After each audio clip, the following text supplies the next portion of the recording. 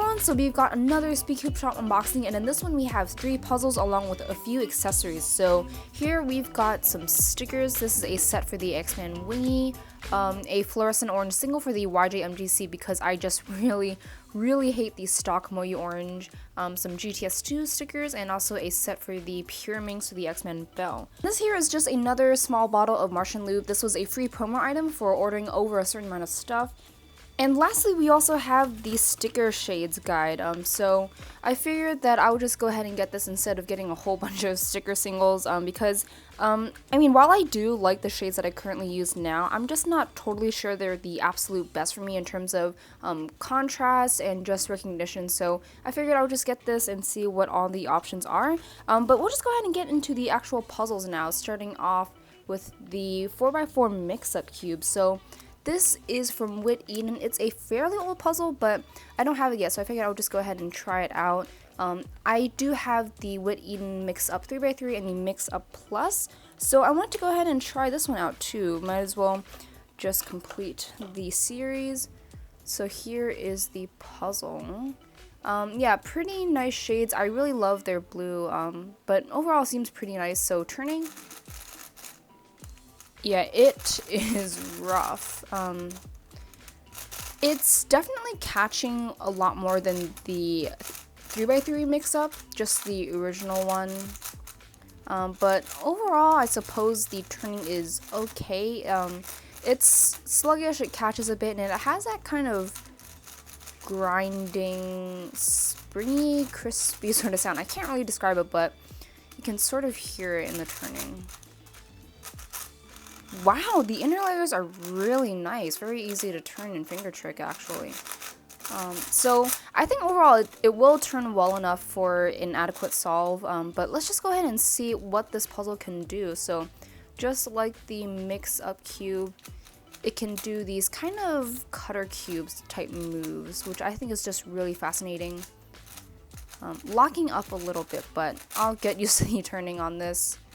So I'm not exactly too sure how difficult it should be, but I'm looking forward to going ahead and figuring it out. So we'll just go ahead and scramble this up. So first off, just do these regular 4x4 scramble.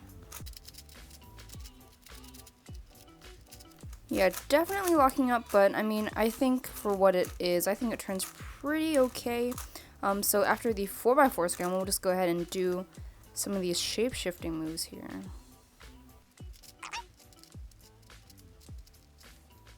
And yeah, it can sort of bandage up, I assume. So yeah, I'm just going to go ahead and call that scrambled. I think it looks pretty cool, and I have a really fun time trying to figure out how to solve this thing. So if you're into non-VSA puzzles, I definitely recommend looking into the mix-up series. The 3x3 is a really great one to start off with. But yeah, that is about it for this 4x4 mix-up. And so now into the YuXin Megaminx V2. So I did use the V1 as a main of mine over the Galaxy V1, just because I really liked the stability and the controllability of it. So turning this, right off the bat, I really love the feeling of it. It's just really smooth and it glides really well. Yeah, it just feels really nice and fast. But there is stability to it. I think almost too much stability to the point where it feels kind of blocky, but it definitely helps in controlling the puzzle. And I think overall it just doesn't have that sort of cheap plastic feeling that the V1 had. It definitely feels higher quality. Corner cutting is actually fairly good. It takes a little bit of effort, but overall still pretty nice for a Megaminx. Tension seem actually pretty okay, so I think for now it definitely is better than the V1, but it's just that it feels a little bit too blocky for me, just because it's so fast and then all of a sudden it doesn't corner cut too well and it just feels kind of too stable. It feels a little bit rigid. So I'll just have to see how it is after I set it up and do some averages to it, but out of the box and first impressions, I definitely think it is better than the V1. So comparing it to the Galaxy V2, it's definitely not going to beat it, nor is it really going to be an option that professional Megaminxers are going to choose, but it's really just a budget Megaminx, and honestly I think it is a really great option considering the price. So I mean, if you're not really sure if you like the event or you just wanted to try a Megaminx out, definitely go for the YuXin V2.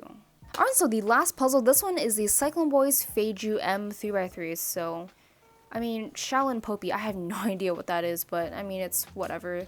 So getting into the puzzle, yeah, this thing has really, really fancy packaging. It's definitely not necessary, but it looks cool, so that's great. Alright, so here it is, the hard case. It looks really, really nice.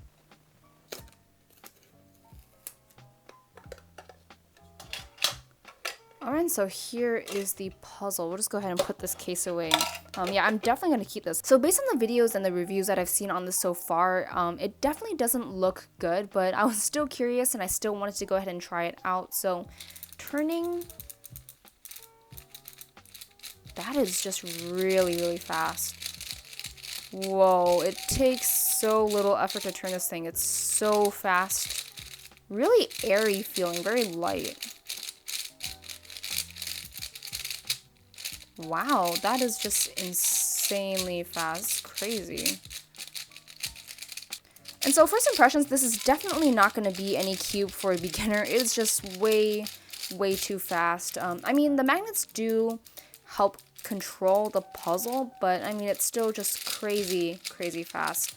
And overall, the feeling is actually pretty enjoyable. It's very nice, light, and airy, and the pure turning is pretty smooth, but it's really just the sound it gives off that it sounds very clacky, very hollow and crispy. And you can definitely hear that sort of high-pitched type springy noise. That's from the magnets moving around. And I'll show you that in a second, but they have a new sort of a ring mechanism for the magnets in the corners.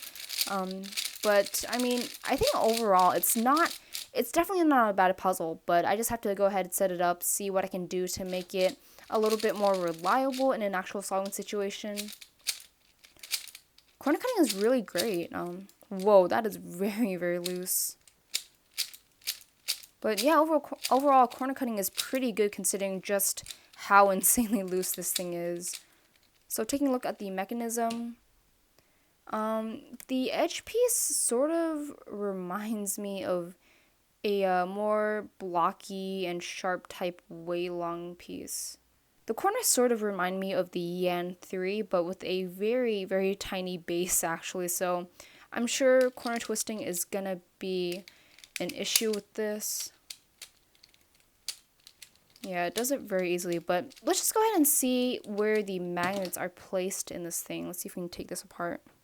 And so there it is. So it seems like it sticks out, which to me is very odd. I have seen this done before though, even in custom magnetic cubes, but it just seems a little tricky to me, so I don't personally do it that way. But there's the magnets in the edges, and the magnets in the corners is really where this kicker is. So let's see if we can figure out how to take this apart.